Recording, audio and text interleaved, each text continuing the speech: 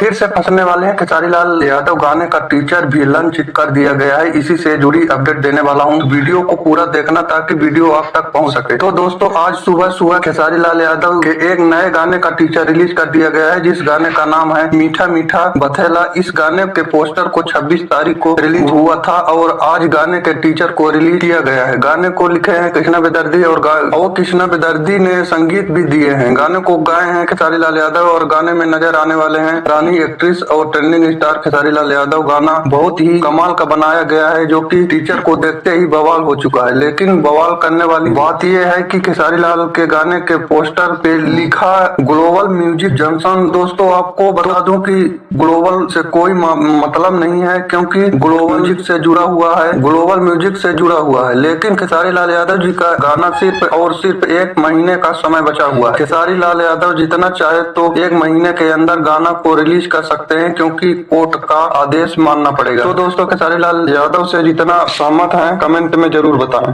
धन्यवाद।